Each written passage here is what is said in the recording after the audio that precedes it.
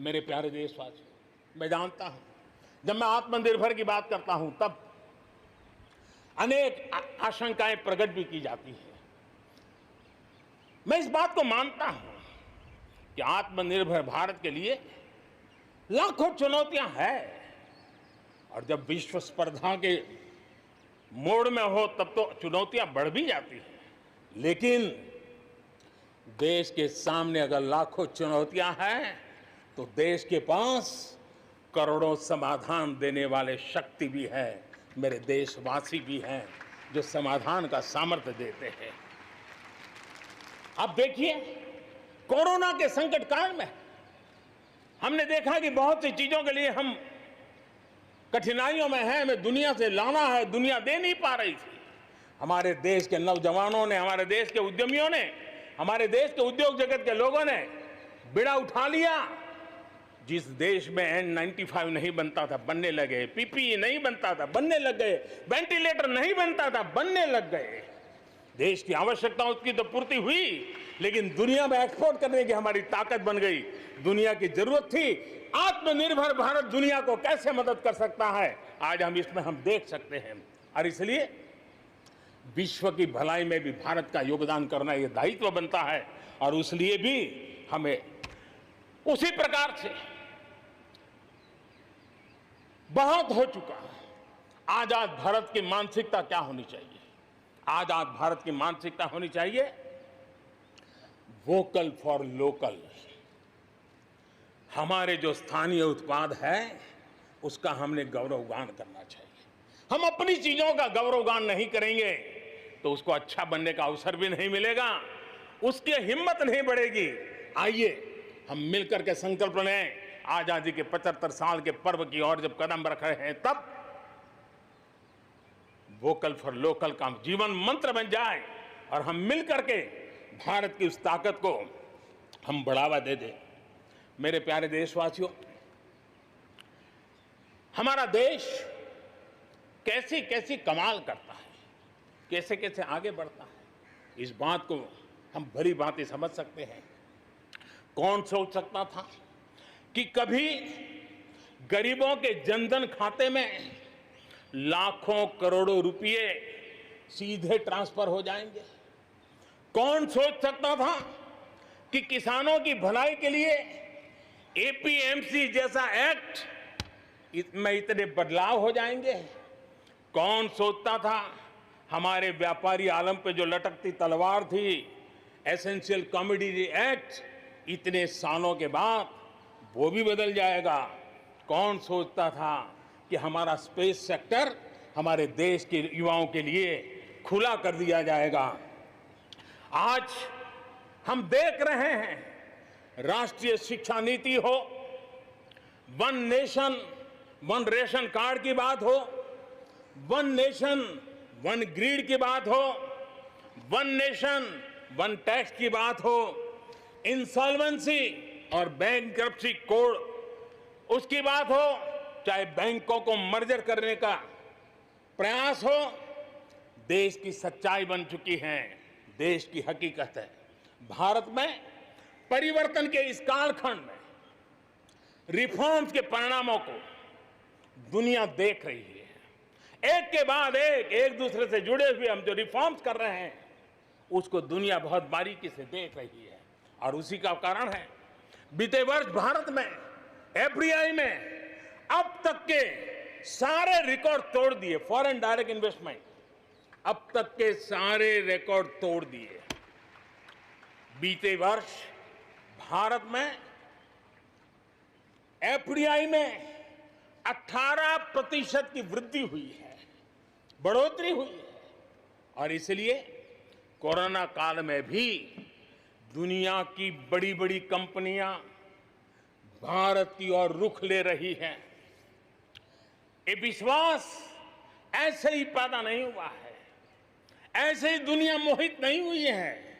इसके लिए भारत ने अपनी नीतियों पर, भारत ने अपने लोकतंत्र पर, भारत ने अपनी अर्थव्यवस्था की बुनियाद की मजबूती पर जो काम किए हैं उसने ये विश्वास जगाया है। दुनिया भर के अनेक बिजनेस भारत को सप्लाई चेन के केंद्र के रूप में आज देख रहे हैं। अब हमें मेक इन इंडिया के साथ साथ मेक फॉर वर्ल्ड ये मंत्र को लेकर के भी हमें आगे बढ़ना है। 130 करोड़ देशवासियों का सामर्थ्य, जब एक ही समय में, जरा याद कीजिए पिछले कुछ दिन, और 130 करोड़ देशवासियों के सामर्थ्य के लिए गर्व कीजिए।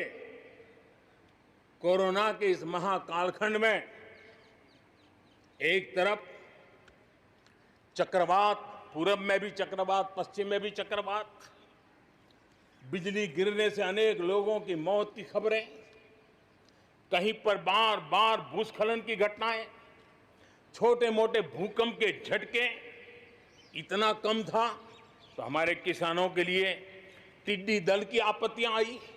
न जाने एक साथ एक के बाद एक मुसीबतों का अंबार लग गया, लेकिन उसके बावजूद भी देश जरा भी अपना विश्वास नहीं खोया। देश आत्मविश्वास के साथ आगे बढ़ता जाया गया। देशवासियों के जीवन को, देश की अर्थव्यवस्था को कोरोना के प्रभाव से जल्दी बाहर निकालना आज हमारी प्राथमिकता है। इसमें अहम भूमिका रहेगी नेशनल इंफ्रास्ट्रक्चर पाइपलाइन प्रोजेक्ट की। इस पर 110 लाख करोड़, उससे भी ज्यादा खर्च किए जाएंगे। इसके लिए अलग अलग सेक्टर्स में लगभग 7,000 प्रोजेक्ट्स की पहचान कर ली गई है। इससे देश के ओवरऑल इंफ्रास्ट्रक्चर डेवलपमेंट को एक नई दिशा भी मिलेगी, एक नई गति भी मिलेगी।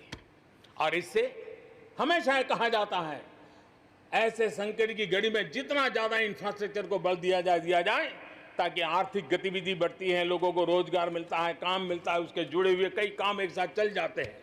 छोटे बड़े उद्योग, किसान, हर मध्यम वर्ग को इसका बहुत लाभ होता है।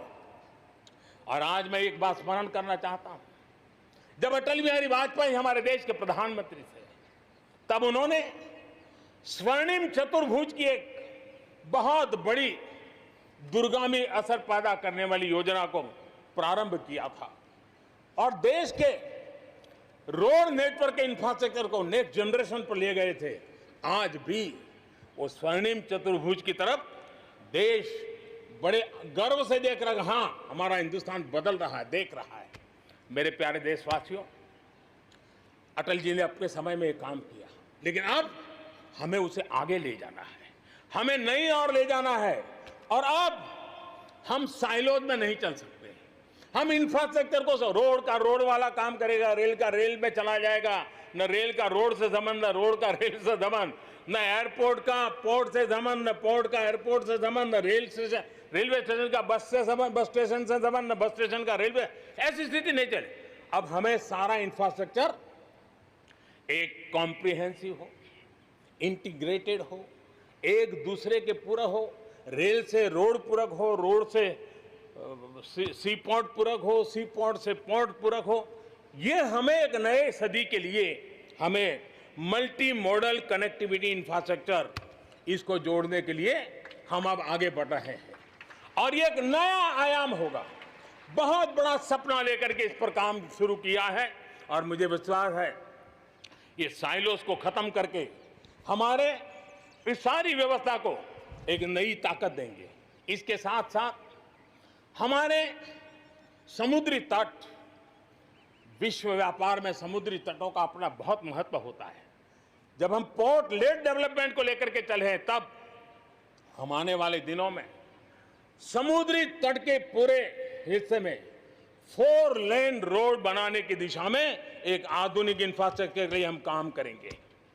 मेरे प्यारे देशवासियों, हमारे यहाँ शास्त्रों में एक बहुत बड़ी बात और बड़ी महत्वपूर्ण बात कही गई है। हमारे यहाँ शास्त्रों में कहा गया है, सामर्थ्य मूलम स्वातंत्रम, सामर्थ्य मूलम स्वातंत्रम, श्रम मूलम च वैभवम, श्रम मूलम च वैभवम, यानी किसी समाज की, किसी भी राष्ट्र की आजादी का स्रोत उसका सामर्थ्य होता है और उसके वैभव, उन्नति, प्रगति का स्रोत उसकी श्रम शक्ति है। और इसलिए सामान्य नागरिक, शहर हो या गांव, उसकी मेहनत का कोई मुकाबला नहीं है। मेहनत का समाज को जब सुविधाएं मिलती है, जीवन का संघर्ष, रोजमर्रा की मुसीबतें कम होती है, तो उसकी ऊर्जा, उसकी शक्ति बहुत खिल उठती है, बड़े कमाल करके देती है। बीते 6 वर्षों में देश के मेहनतकश नागरिकों का जीवन बेहतर बनाने के लिए अनेक विविध कामों का सिलसिला चलाया गया है, अनेक अभियान चलाए गए हैं। आप देखिए, बैंक खाता हो, पक्के घर की बात हो, इतनी बड़ी मात्रा में शौचालय बनाने हो, हर घर में बिजली कनेक्शन पहुंचाना हो, माताओं बहनों को धुएं से मुक्त करने के लिए गैस का कनेक्शन देना हो, गरीब से गरीब को बीमा सुरक्षा देने का प्रयास हो, 5 लाख रुपए तक अच्छे से अच्छे अस्पताल में मुफ्त इलाज कराने के लिए आयुष्मान भारत योजना हो, राशन की दुकानों को टेक्नोलॉजी से जोड़ने की बात हो, हर गरीब, हर व्यक्ति बिना किसी भेदभाव के पूरी पारदर्शिता के साथ उसको लाभ पहुंचाने में पिछले 6 साल ने बहुत अच्छी तरह प्रगति की है। कोरोना के संकट में भी इन व्यवस्थाओं में बहुत मदद मिली है। इस दौरान करोड़ों गरीब परिवारों को मुफ्त गैस सिलेंडर पहुंचना, राशन कार्ड हो या न हो, 80 करोड़ से ज्यादा मेरे देशवासियों को उनके घर का चूल्हा जलता रहे, 80 करोड़ देशवासियों को मुफ्त में अनाज पहुंचाने का काम हो, 90,000 करोड़ रुपए से ज्यादा सीधे बैंक खाते में पैसे ट्रांसफर हो। कुछ वर्ष पहले तो सोच भी नहीं सकते थे, कल्पना ही नहीं कर सकते थे कि दिल्ली 1 रुपया से 1 रुपया निकले और 100 के 100 पैसे गरीब के खाते में जमा हो जाए, ये पहले कभी सोचा भी नहीं जा सकता है। अपने ही गांव में रोजगार के लिए गरीब कल्याण रोजगार अभियान शुरू किया गया है। श्रमिक साथी खुद को रीस्किल करे, अपस्किल करे, इस पर विश्वास करते हुए, श्रम शक्ति पे भरोसा करते हुए, गांव के संसाधनों पर भरोसा करते हुए, हम वोकल फॉर लोकल को बल देते हुए, रीस्किल, अपस्किल के द्वारा हम हमारे देश की श्रम शक्ति को, हमारे गरीबों को एम्पावर करने की दिशा में हम काम कर रहे हैं। शहर में हमारे जो श्रमिक हैं, क्योंकि आर्थिक गतिविधि का केंद्र शहर है, गांव से लोग दूर दूर से शहरों में आते हैं। स्ट्रीट वेंडर्स हो, रेडी पटरी वाले लोग हो, आज बैंकों से उनको सीधा पैसा देने की योजना चल रही है। लाखों लोगों ने इतने कम समय में, कोरोना के कालखंड में इसका फायदा उठाया है। अब उनको कहीं से ज्यादा ब्याज से खानगी स्तर पर पैसे लेने की जरूरत नहीं पड़ेगी, बैंक से वो अधिकार से अपने पैसे ले पाएगा।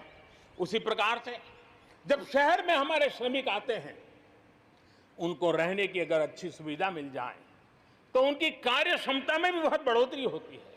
और इसी बात को ध्यान में रखते हुए शहर के अंदर उनके लिए हमने आवास की व्यवस्था की एक बहुत बड़ी योजना बनाई है, ताकि शहर के अंदर जब श्रमिक आएगा तो वो अपने काम के लिए मुक्त मन से, पूरे विश्वास के साथ आगे बढ़ पड़ेंगे।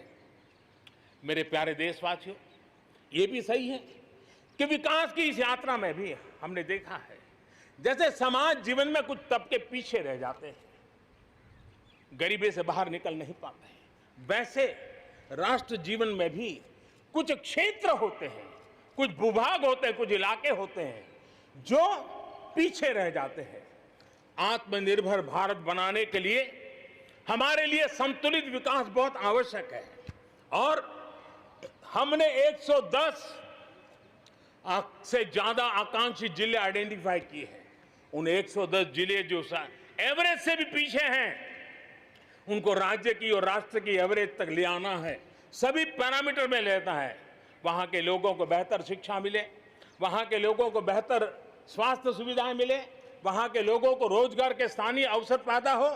और उसके लिए लगातार हमने इन 110 जिले जो हमारी विकास यात्रा में कहीं पीछे छूट गए हैं, उनको आगे ले जाने के लिए प्रयास कर रहे हैं। मेरे प्यारे देशवासियों, आत्मनिर्भर भारत की अहम प्राथमिकता आत्मनिर्भर कृषि और आत्मनिर्भर किसान, और इसको हम कभी भी नजरअंदाज नहीं कर सकते हैं। किसान को पिछले दिनों हमने देखा है, एक के बाद एक रिफॉर्म आजादी के इतने सालों के बाद किए गए हैं। किसान को तमाम बंधनों से मुक्त करना हो, वो काम हमने कर दिया है। आप सोच नहीं सकते होंगे, हमारे देश में आप अगर साबुन बनाते हैं, हिंदुस्तान के कोने में जाके साबुन बेच सकते हैं। आप अगर कपड़ा बनाते हैं, हिंदुस्तान के किसी कोने में जाके कपड़ा बेच सकते हैं। आप चीनी बनाएं, आप चीनी बेच सकते हैं। लेकिन मेरा किसान, बहुत लोगों को पता नहीं होगा, मेरे देश का किसान जो उत्पादन करता था, न वो अपनी मर्जी से बेच सकता था, न अपनी मर्जी से जहां बेचना चाहता था वहां बेच सकता था। उसके लिए जो दायरा तय किया था वहीं बेचना पड़ता था। उस सारे बंधनों को हमने खत्म कर दिया है। अब हिंदुस्तान का किसान उस आजादी की सांस को ले पाएगा ताकि वो हिंदुस्तान के किसी में भी, दुनिया के किसी भी कोने में अपना माल बेचना चाहता है, वो अपने टर्म्स पर बेच पाएगा। इस बात को हमने किसान की आय को बढ़ाने के लिए अनेक वैकल्पिक चीजों को भी बल दिया है। उसके किसानी में इनपुट कॉस्ट कैसे कम हो, सोलार पंप, उसको डीजल पंप से मुक्ति कैसे दिला दे, अन्नदाता ऊर्जादाता कैसे बने, मधुमक्खी पालन हो, फिशरीज हो, पोल्ट्री हो, ऐसे अनेक चीजें उसके साथ जुड़ जाएं ताकि उसकी आय दोगुना हो जाए। उस दिशा में हम लगातार काम कर रहे हैं। आज समय की मांग है, हमारा कृषि क्षेत्र आधुनिक बने, मूल्य वृद्धि हो, वैल्यू एडिशन हो, फूड प्रोसेसिंग हो, पैकेजिंग की व्यवस्था हो, उसको संभालने की व्यवस्था हो, और इसलिए अच्छे इंफ्रास्ट्रक्चर की जरूरत है।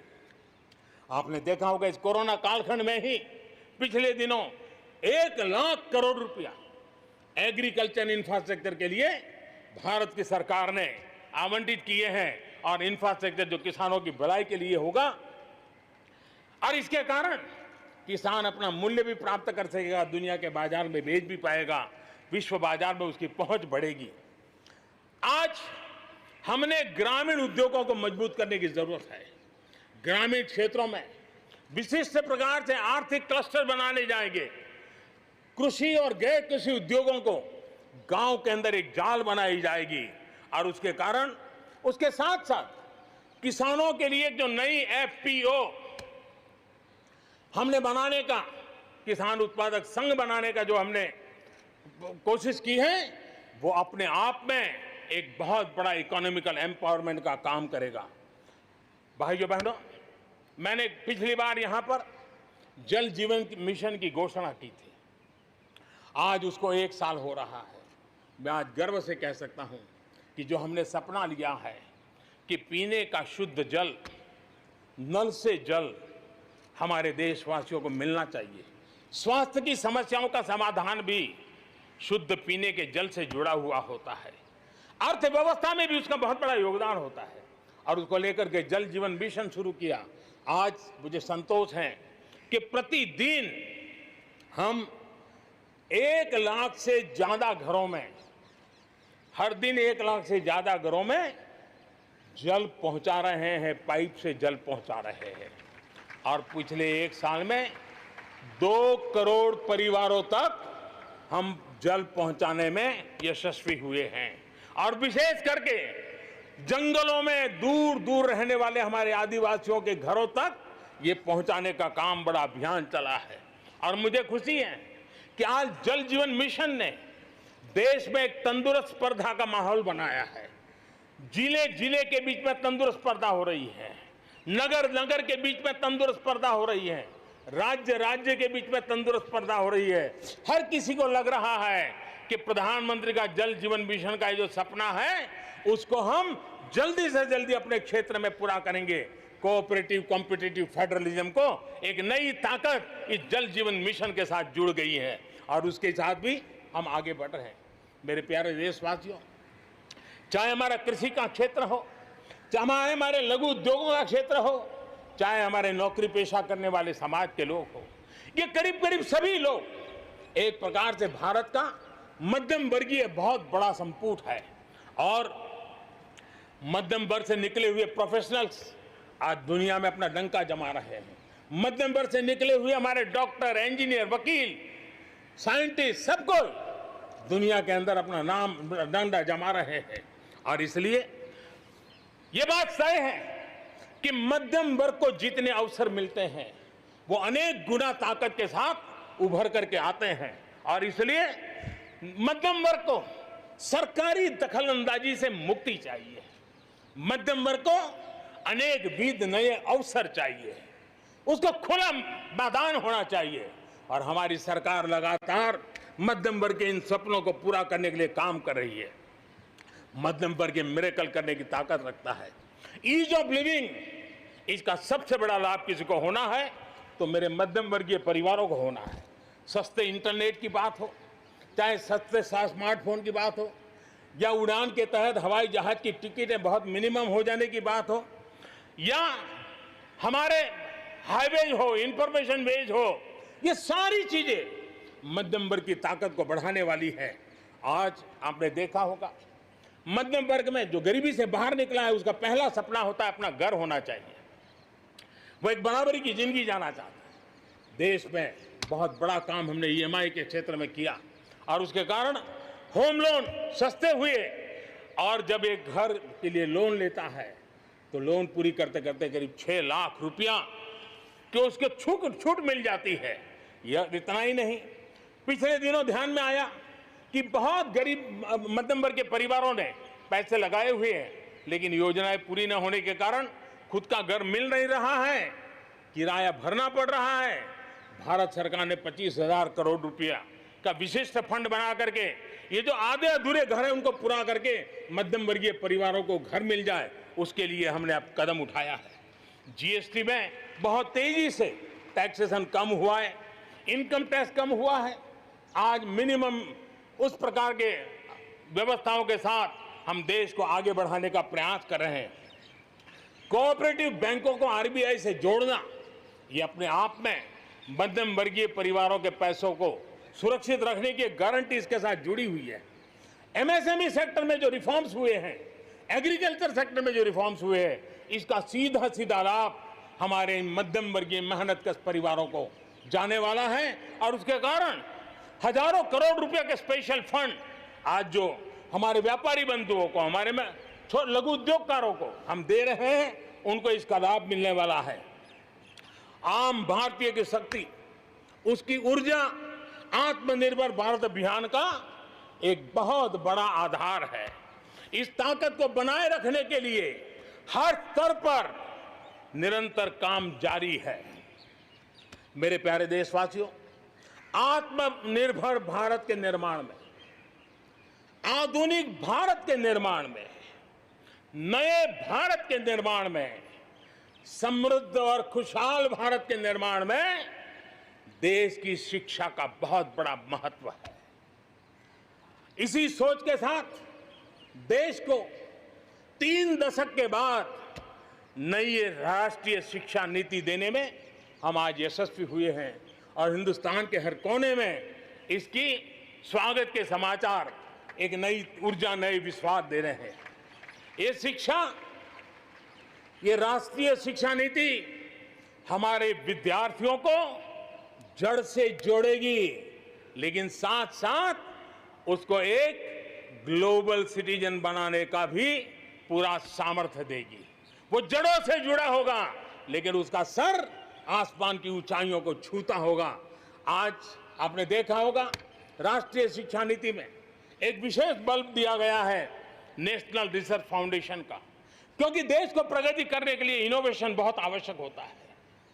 इनोवेशन को जितना बल मिलेगा, रिसर्च को जितना बल मिलेगा, उतना ही देश को आगे ले जाने में और कॉम्पिटिटिव वर्ल्ड के अंदर आगे बढ़ने में बहुत ताकत मिलेगी। आपने सोचा होगा, क्या कभी इतना तेजी से गांव तक ऑनलाइन क्लासेस का इतना माहौल बन जाएगा? कभी कभी आफत में भी कुछ ऐसी चीजें उभर करके आ जाती हैं, नई ताकत दे देती है। और इसलिए आपने देखा होगा, कोरोना काल में ऑनलाइन क्लासेस एक प्रकार से कल्चर बन गया है। आप देखिए, ऑनलाइन डिजिटल ट्रांजैक्शन वो भी कैसे बढ़ रहे हैं। भीम यूपीआई गत एक महीने में, यानी किसी को भी गर्व होगा कि भारत जैसे देश में यूपीआई भीम के द्वारा गत एक महीने में 3 लाख करोड़ रुपए का ट्रांजैक्शन हुआ है।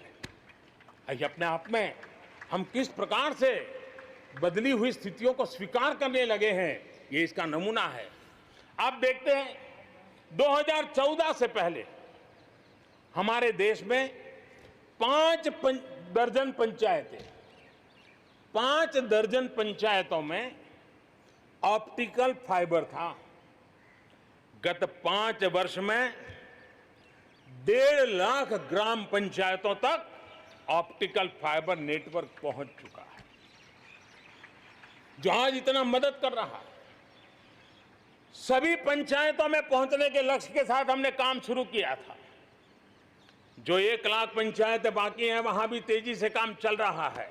लेकिन बदली पड़ी हुई परिस्थिति में गांव की भी डिजिटल इंडिया में भागीदारी अनिवार्य बन गई है। गांव के लोगों को भी इस प्रकार की ऑनलाइन सुविधाओं की जरूरत बढ़ गई है। इसको ध्यान में रखते हुए पहले जो हमने कार्यक्रम बनाया था, हर पंचायत तक पहले पहुंचेंगे, लेकिन आज मैं आपसे बताना चाहूंगा कि अब हमने तय किया है कि सभी 6 लाख से ज्यादा जो हमारे गांव है, उन सभी गांवों में ऑप्टिकल फाइबर नेटवर्क पहुंचाया जाएगा। जरूरत बदली है तो हमने प्रायोरिटी भी बदली है। 6 लाख से अधिक गांवों में हजारों लाखों किलोमीटर ऑप्टिकल फाइबर का काम चलाया जाएगा। और हमने तय किया है 1000 दिन में, 1000 दिन के अंदर अंदर देश के 6 लाख से अधिक गांवों में ऑप्टिकल फाइबर नेटवर्क काम पूरा कर दिया जाएगा। बदलती हुई टेक्नोलॉजी में साइबर स्पेस, ये हमारी निर्भरता बढ़ती ही जाने वाली है। लेकिन साइबर स्पेस में खतरे भी जुड़े हुए होते हैं। भली भांति दुनिया इससे अब परिचित है, और इनसे देश के सामाजिक ताने बाने, हमारी अर्थव्यवस्था और हमारे देश के विकास पर भी खतरे पैदा करने का ये आसान मार्ग बन सकता है। और इसलिए भारत इसमें बहुत सचेत है, भारत बहुत सतर्क है और इन खतरों का सामना करने के लिए फैसले ले रहा है। इतना ही नहीं, नई व्यवस्थाएं भी लगातार विकसित की जा रही है। बहुत ही अल्प समय में नई साइबर सुरक्षा रणनीति, इसका एक पूरा खाका देश के सामने आएगा। आने वाले समय में सब इकाइयों को जोड़ करके हम इस साइबर सिक्योरिटी के अंदर सबको एक साथ चलना पड़ेगा।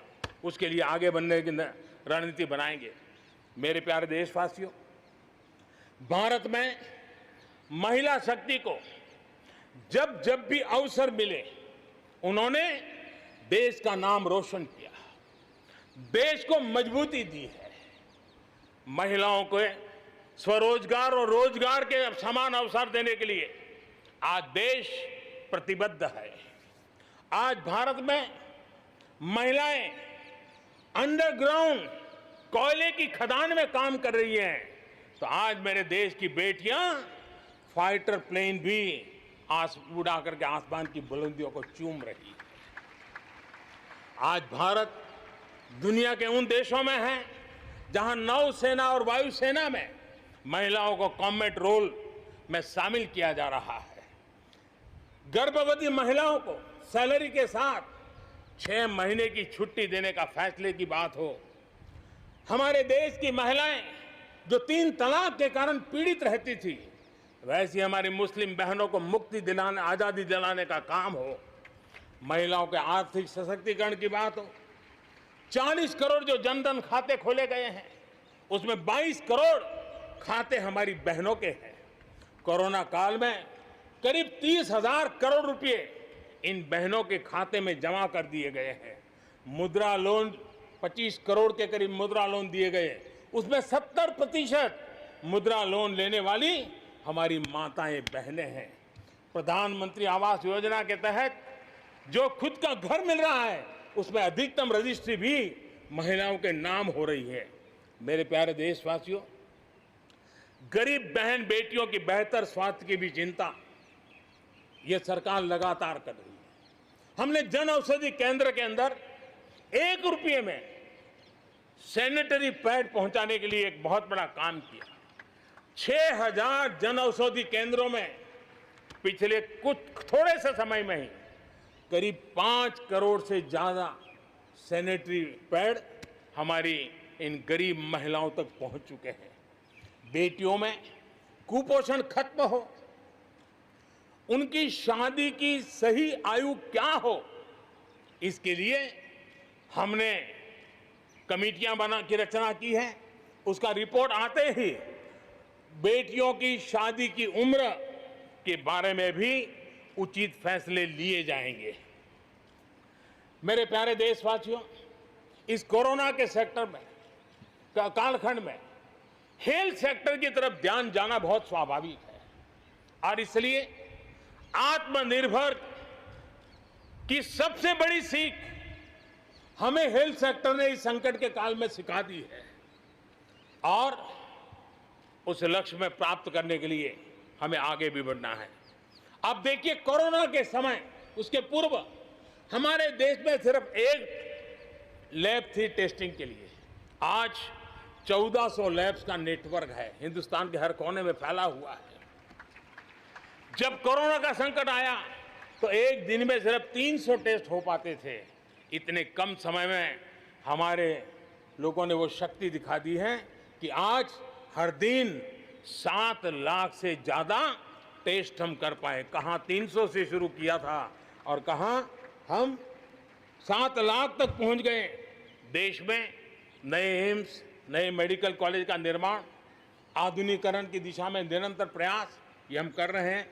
5 साल में MBBS, MD में 45,000 से ज्यादा स्टूडेंट्स के लिए सीटों की बढ़ोतरी की गई है। गांव में 1.5 लाख से ज्यादा वेलनेस सेंटर और उसमें से करीब 1/3 तो ऑलरेडी कार्यरत हो गए हैं, जिन्होंने इस कोरोना में बहुत बड़ी मदद की है। कोरोना के काल में वेलनेस सेंटर्स की भूमिका ने गांव की बहुत बड़ी मदद की है। हेल्थ सेक्टर में आज से एक बहुत बड़ा अभियान शुरू होने जा रहा है और उसमें टेक्नोलॉजी का भी बहुत बड़ा रोल रहेगा। आज से नेशनल डिजिटल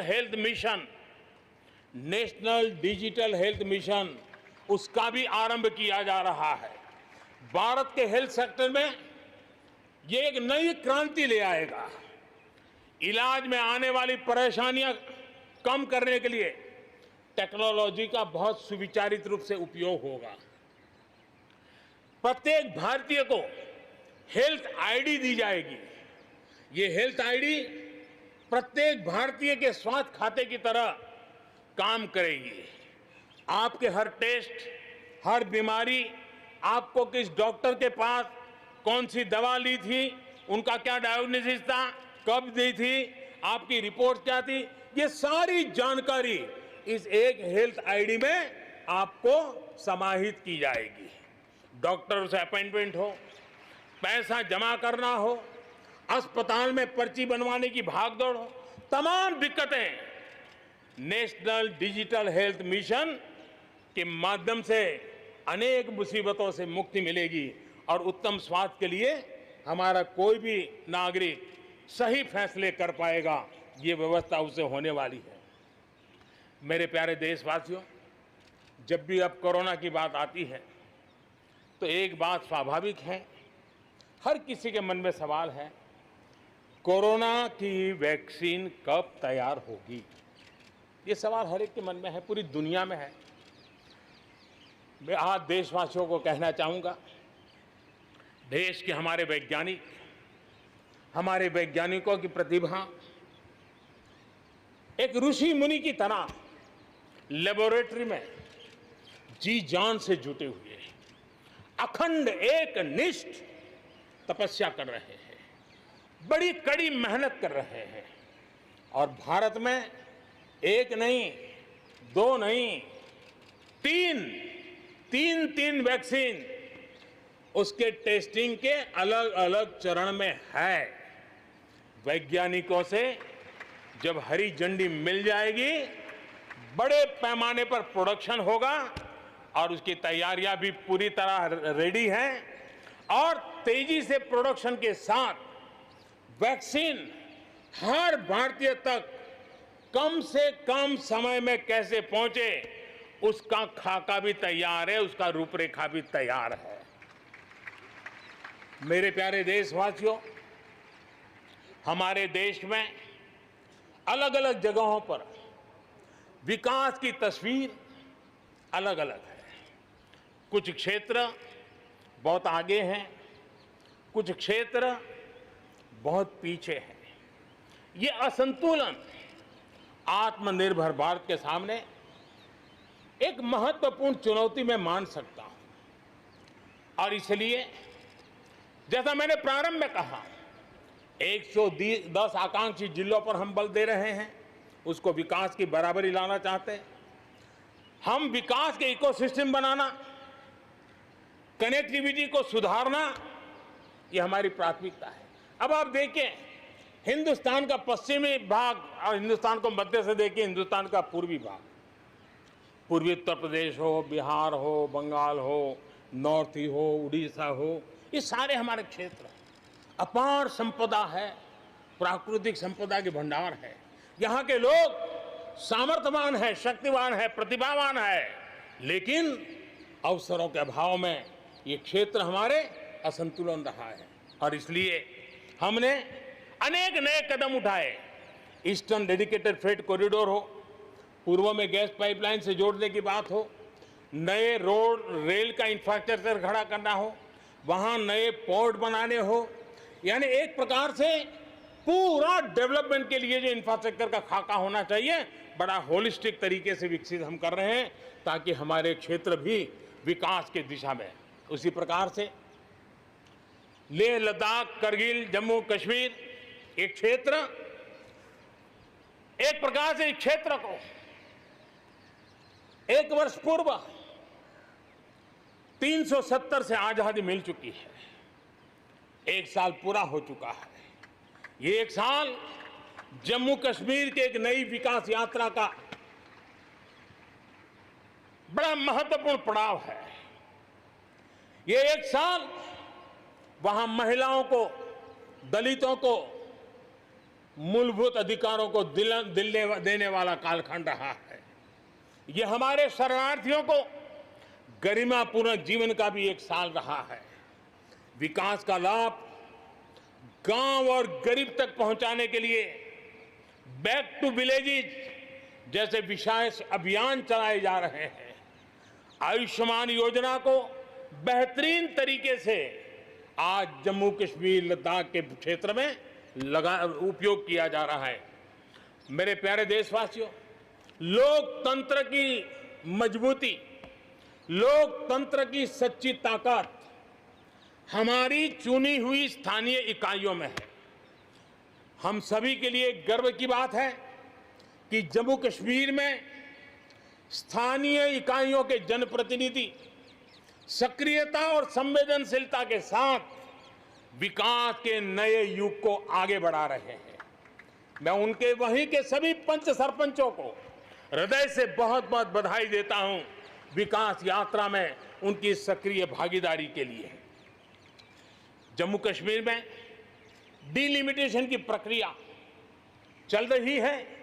सुप्रीम कोर्ट के निवृत्त न्यायमूर्ति के नेतृत्व में डिलिमिटेशन का काम चल रहा है और जल्दी से डिलिमिटेशन का काम पूरा होते ही भविष्य में वहां चुनाव हो, जम्मू कश्मीर के एमएलए हो, जम्मू कश्मीर के मंत्रीगण हो, जम्मू कश्मीर के मुख्यमंत्रीगण हो, नई ऊर्जा के साथ विकास के मार्ग पर आगे बढ़े। इसके लिए देश प्रतिबद्ध भी है और प्रयासरत भी है। लद्दाख को केंद्र शासित प्रदेश बना करके बरसों पुरानी जो उनकी मांग थी, उनकी आकांक्षा थी, उस आकांक्षा को हमने पूर्ण करने का, उनको सम्मानित करने का एक बहुत बड़ा काम किया है। हिमालय की ऊंचाइयों में बसा लद्दाख विकास के नए शिखर की ओर आगे बढ़ रहा है।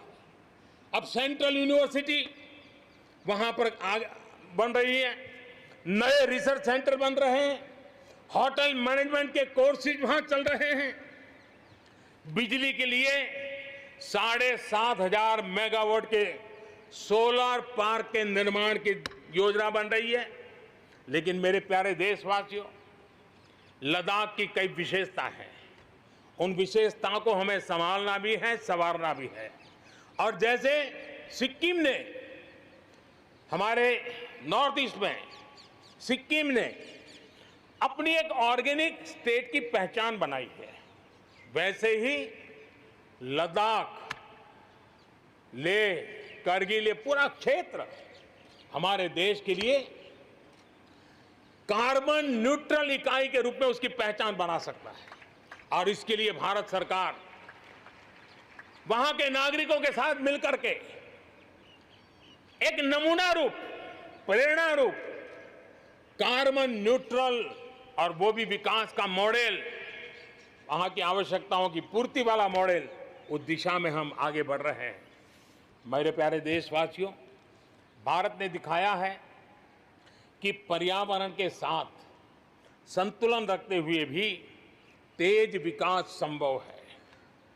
आज भारत वन वर्ल्ड, वन सन, वन ग्रिड के विजन के साथ पूरी दुनिया में को खास करके सूर्य ऊर्जा के क्षेत्र में प्रेरित कर रहा है। रिन्यूएबल एनर्जी के उत्पादन के मामले में आज भारत दुनिया के 5 टॉप देशों में अपनी जगह बना चुका है। प्रदूषण के समाधान को लेकर भारत सजग भी है और भारत सक्रिय भी है।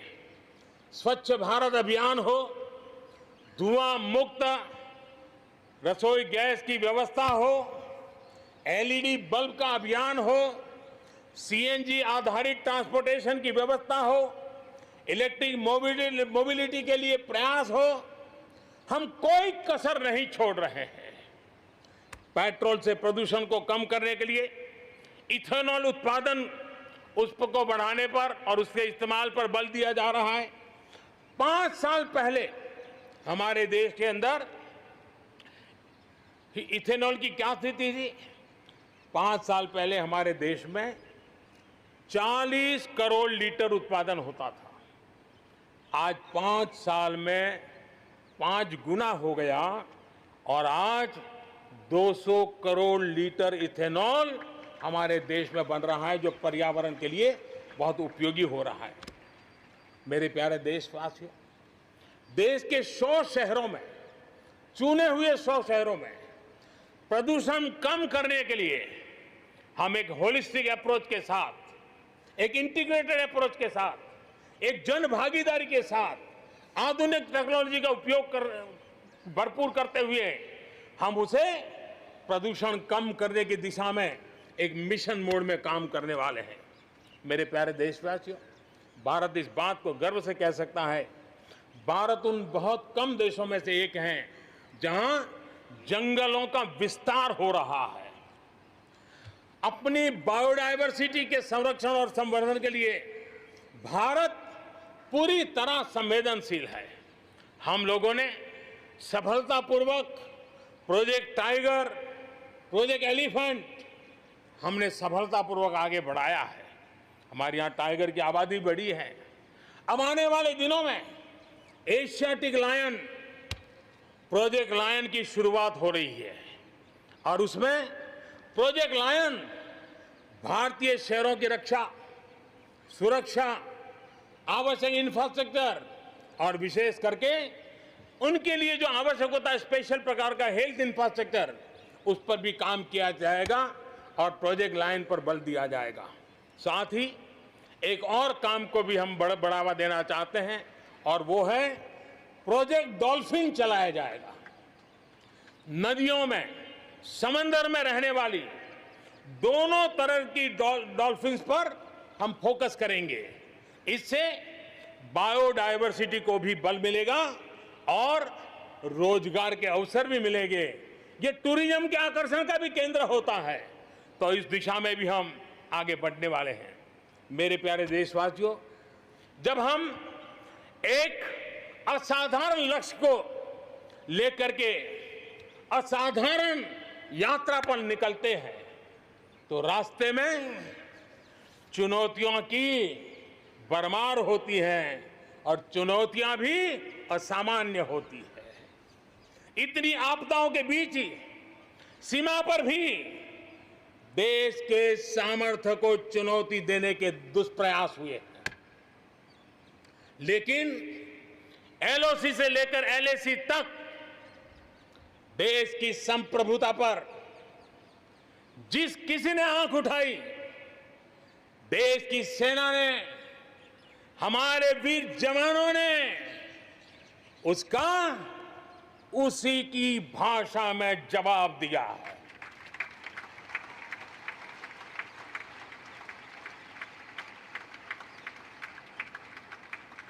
भारत की संप्रभुता की रक्षा के लिए पूरा देश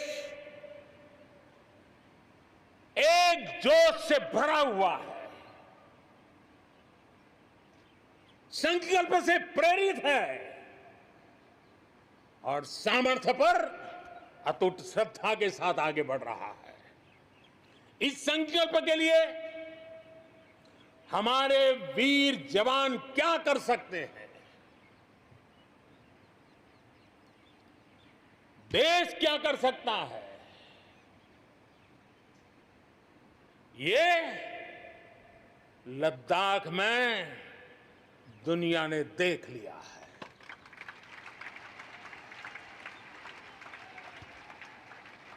मैं आज मातृभूमि पर न्योछावर उन सभी वीर जवानों को लाल किले की प्राचीर से आदरपूर्वक नमन करता हूं। आतंकवाद हो या विस्तारवाद, भारत आज डटकर मुकाबला कर रहा है। आज दुनिया पर का भारत पर विश्वास और मजबूत हुआ है। पिछले दिनों संयुक्त राष्ट्र सुरक्षा परिषद के अस्थायी सदस्य के रूप में 192 में से 192 में से 184 देशों से कहा भारत को समर्थन मिलना, ये हमारे हर हिंदुस्तानी के लिए गर्व दिलाता है। विश्व में हमने कैसी अपनी पहुंच बनाई है, उसका ये उदाहरण है। और ये तभी संभव होता है जब भारत खुद मजबूत हो, भारत सशक्त हो, भारत सुरक्षित हो। इसी सोच के साथ आज अनेक मोर्चों पर काम किया जा रहा है। मेरे प्यारे देशवासियों, हमारे पड़ोसी देशों के साथ, चाहे वो हमसे जमीन से जुड़े हो या समंदर से, अपने संबंधों का हम सुरक्षा, विकास और विश्वास की साझेदारी के साथ जोड़ रहे हैं। भारत का लगातार प्रयास है कि अपने पड़ोसी देशों के साथ हम अपने अपने सदियों पुराने सांस्कृतिक, आर्थिक और सामाजिक रिश्तों को और गहराई दें।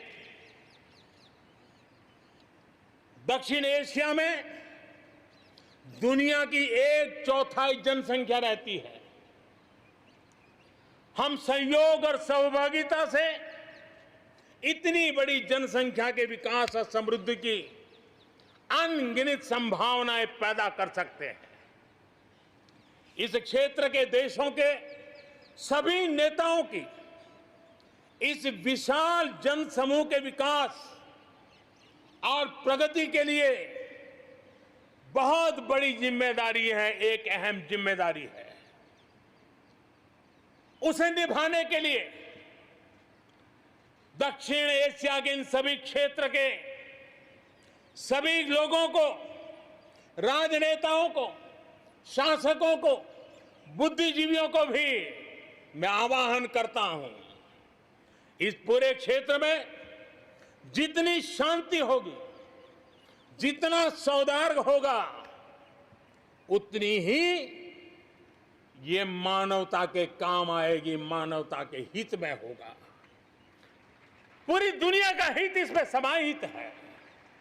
आज पड़ोसी सिर्फ वो ही नहीं है जिनसे हमारी भौगोलिक सीमाएं मिलती है, बल्कि वे भी हैं जिनसे हमारे दिल मिलते हैं। जहां रिश्तों में समरसता होती है, मेलजोल रहता है। मुझे खुशी है कि बीते कुछ समय में भारत ने एक्सटेंडेड नेबरहुड के सभी देशों के साथ अपने संबंधों को और मजबूत किया है। पश्चिम एशिया के देशों से हमारे राजनीतिक, आर्थिक और मानवीय संबंधों की प्रगति में कई गुना तेजी आई है। विश्वास अनेक गुना बढ़ गया है। इन देशों के साथ हमारे आर्थिक संबंध, खासकर ऊर्जा क्षेत्र में भागीदारी बहुत महत्वपूर्ण है। इनसे कई देशों में, इन सभी देशों में, ज्यादातर देशों में बहुत बड़ी संख्या में हमारे भारतीय भाई बहन काम कर रहे हैं। जिस प्रकार इन देशों ने कोरोना के संकट के समय भारतीयों की मदद की, भारत सरकार के अनुरोध का सम्मान किया, उसके लिए भारत उन सभी देशों का आभारी है और मैं अपना आभार प्रकट करना चाहता हूं। इस प्रकार हमारे पूर्व के आसियान देश, जो हमारे मैरीटाइम पड़ोसी भी हैं, वो भी हमारे लिए बहुत विशेष महत्व रखते हैं। इनके साथ भारत का हजारों वर्ष पुराना धार्मिक और सांस्कृतिक संबंध है। बौद्ध धर्म की परंपराएं हमें उनसे जोड़ती है। आज भारत इन देशों के साथ सिर्फ सुरक्षा क्षेत्र में नहीं, बल्कि समुद्री संपदा के क्षेत्र में भी सहयोग बढ़ा रहा है। मेरे प्यारे देशवासियों, भारत के जितने प्रयास शांति और सौहार्द के लिए है, उतनी ही प्रतिबद्धता अपनी सुरक्षा और अपनी सेनाओं को सशक्त करने के लिए भी है। रक्षा उत्पादन में आत्मनिर्भर भारत के लिए बड़े कदम उठाए गए हैं। हाल ही में 100 से ज्यादा सैन्य उपकरणों के आयात पर हमने रोक लगा दी है।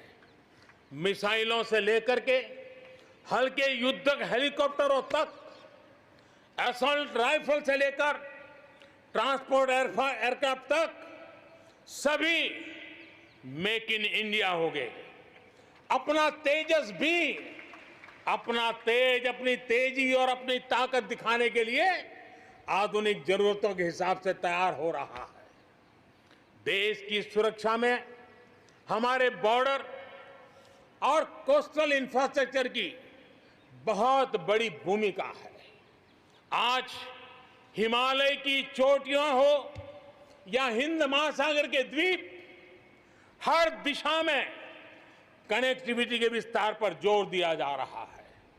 लद्दाख से लेकर के अरुणाचल प्रदेश तक बड़े पैमाने पर हमारे देश की सुरक्षा को ध्यान में रखते हुए नई सड़कें तैयार की गई हैं। देश में, मेरे प्यारे देशवासियों, हमारा इतना बड़ा समुद्र तट है, लेकिन साथ साथ हमारे पास 1300 से ज्यादा आइलैंड्स हैं। कुछ चुनिंदा आइलैंड के महत्व को देखते हुए तेजी से विकसित करने पर हम आगे बढ़ रहे हैं। आपने देखा होगा, पिछले सप्ताह 5 दिन पहले अंडमान निकोबार में submarine optical fibre cable project का लोकार्पण हुआ।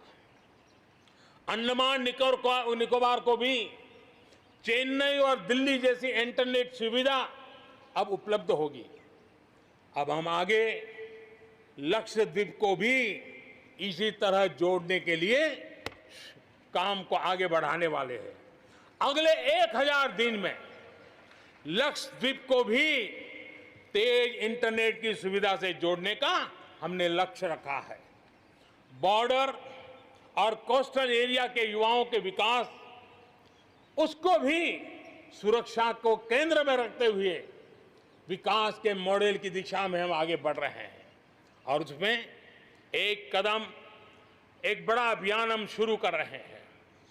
हमारे जो बॉर्डर इलाके हैं, हमारे जो कोस्टल इलाके हैं, वहां के करीब 173 डिस्ट्रिक्ट हैं जो किसी न किसी देश की सीमा या समुद्री तट से जुड़े हुए हैं। आने वाले दिनों में एनसीसी का विस्तार उन बॉर्डर डिस्ट्रिक्ट के नौजवानों के लिए किया जाएगा। बॉर्डर एरिया के कैडेट्स को हम करीब करीब 1 लाख नए एनसीसी के कैडेट तैयार करेंगे और उसमें 1/3 हमारी बेटियां हो, ये भी प्रयास रहेगा। बॉर्डर एरिया के कैडेट्स को सेना प्रशिक्षित करेगी। कोस्टल एरिया के जो कैडेट्स हैं उनको नेवी के लोग प्रशिक्षित करेंगे और जहां एयरबेस है वहां के कैडेट को एयरफोर्स की तरफ से ट्रेनिंग दी जाएगी। बॉर्डर और कोस्टल एरिया को आपदाओं से निपटने के लिए एक ट्रेन्ड मैन पावर मिलेगा। युवाओं को आर्म फोर्सेस में कैरियर बनाने के लिए जरूरी स्किल भी मिलेगी। मेरे प्यारे देशवासियों, पिछले वर्ष लाल किले से मैंने कहा था, बीते 5 साल आवश्यकताओं की पूर्ति और अगले 5 साल आकांक्षाओं की पूर्ति के हैं। बीते 1 साल में ही देश ने बड़े और महत्वपूर्ण फैसलों के पड़ाव को पार कर लिया है। गांधी 150 पर भारत ने गांवों को खुद को खुले में शौच से मुक्त किया है। आस्था की वजह से प्रताड़ित शरणार्थियों को नागरिकता देने का कानून, दलितों, पिछड़ों, ओबीसी के लिए, एससी, एसटी, ओबीसी के लिए आरक्षण के अधिकार को बढ़ाने की बात हो, असम और त्रिपुरा में ऐतिहासिक शांति समझौता हो, फौज की सामूहिक शक्ति को और प्रभावी बनाने के लिए चीफ ऑफ डिफेंस स्टाफ की नियुक्ति हो, करतारपुर साहिब कॉरिडोर का रिकॉर्ड समय में निर्माण हो, देश ने इतिहास बनाया, इतिहास बदले देखा, असाधारण काम करके दिखाया। 10 दिन पूर्व अयोध्या में भगवान राम के भव्य मंदिर का निर्माण शुरू हुआ। राम जन्मभूमि के सदियों पुराने विषय का शांतिपूर्ण समाधान हो चुका है। देश के लोगों ने जिस संयम के साथ और समझदारी के साथ आचरण किया है, व्यवहार किया है, यह अभूतपूर्व है और भविष्य के लिए हमारे लिए प्रेरणा का कारण है। शांति, एकता और सद्भावना, यही तो आत्मनिर्भर भारत की ताकत बनने वाली है। यही मेलजोल, यही सद्भाव भारत के उज्जवल भविष्य की गारंटी है। इसी सद्भाव के साथ हमें आगे बढ़ना है। विकास में के इस महायज्ञ में हर हिंदुस्तानी को अपनी कुछ न कुछ आहुति देनी है।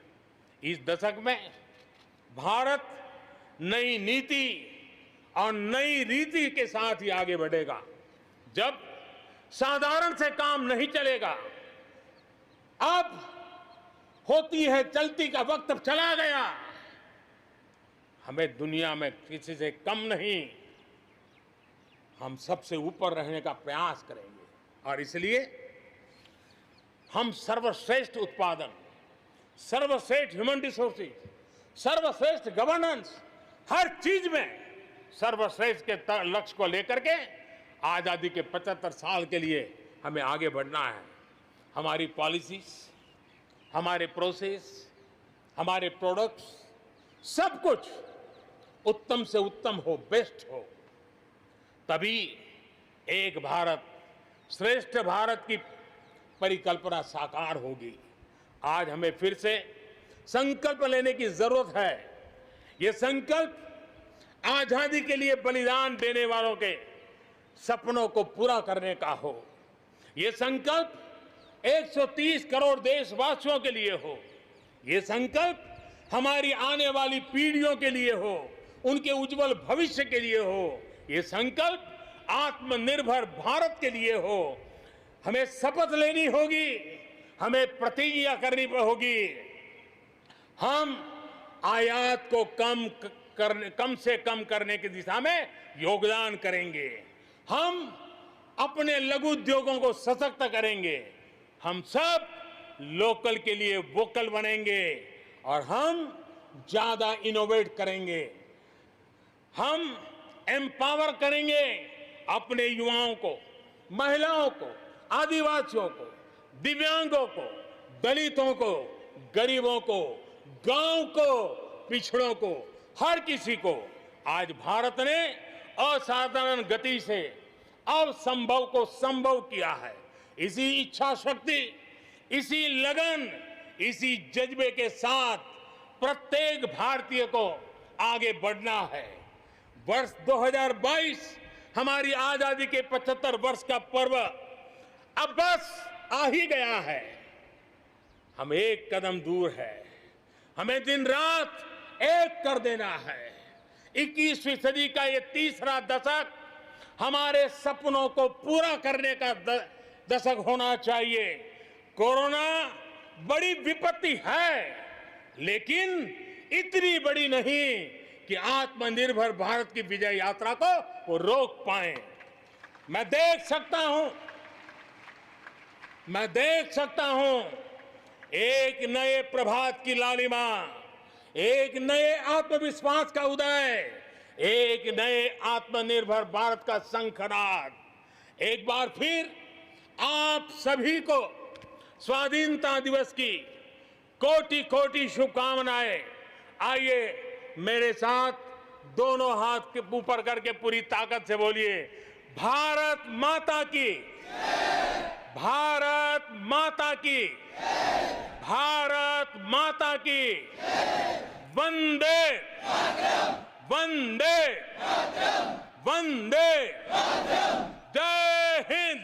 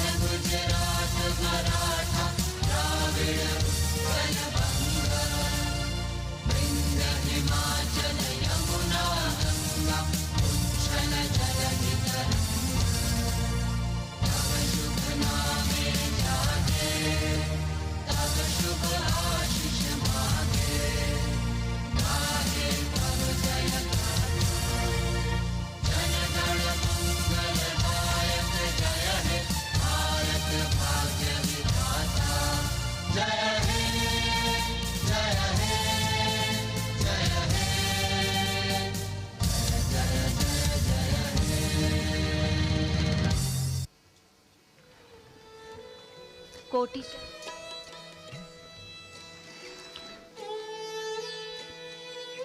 माननीय प्रधानमंत्री महोदय ने 74वें स्वाधीनता दिवस के अवसर पर अपने उद्बोधन में देश के सामने जो प्राथमिकताएं हैं उनका